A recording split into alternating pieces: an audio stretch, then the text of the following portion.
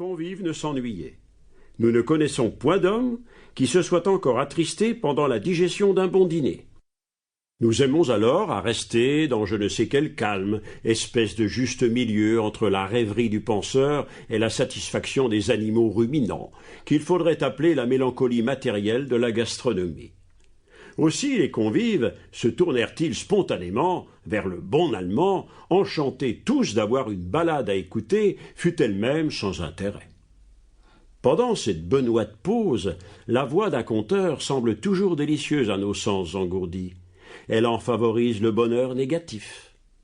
Chercheur de tableaux, j'admirais ces visages égayés par un sourire, éclairés par les bougies et que la bonne chère avait empourprés. Leurs expressions diverses produisaient de piquants effets à travers les candélabres, les corbeilles en porcelaine, les fruits et les cristaux. Mon imagination fut tout à coup saisie par l'aspect du convive qui se trouvait précisément en face de moi.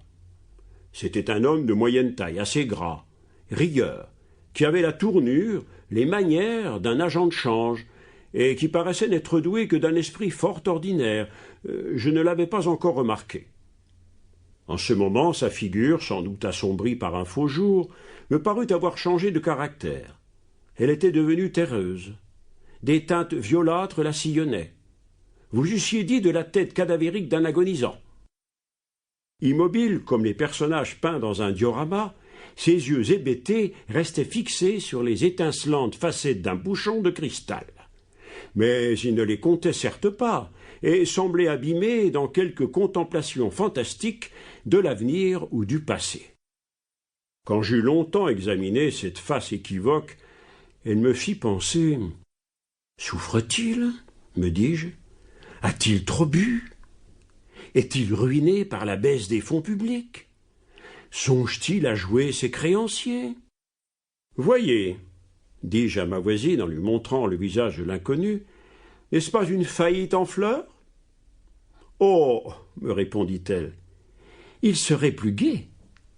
Puis, hochant gracieusement la tête, elle ajouta, si celui-là se ruine jamais, je l'irai dire à Pékin. Il possède 1 million en fonds de terre. C'est un ancien fournisseur des armées impériales, un bonhomme assez original. Il s'est remarié par spéculation et rend néanmoins sa femme extrêmement heureuse. Il a une jolie fille que pendant fort longtemps il n'a pas voulu reconnaître. Mais la mort de son fils, tué malheureusement en duel, l'a contraint à la prendre avec lui, car il ne pouvait plus avoir d'enfants. La pauvre fille est ainsi devenue tout à coup une des plus riches héritières de Paris. La perte de son fils unique a plongé ce cher homme dans un chagrin qui reparaît quelquefois. En ce moment, le fournisseur leva les yeux sur moi. Son regard me fit tressaillir, tant il était sombre et pensif. Assurément, ce coup d'œil résumait toute une vie. Mais tout à coup, sa physionomie devint gaie. Il prit le bouchon de cristal, le mit par un mouvement machinal à une carafe pleine d'eau qui se trouvait devant son assiette, et tourna la tête vers M. Hermann en souriant.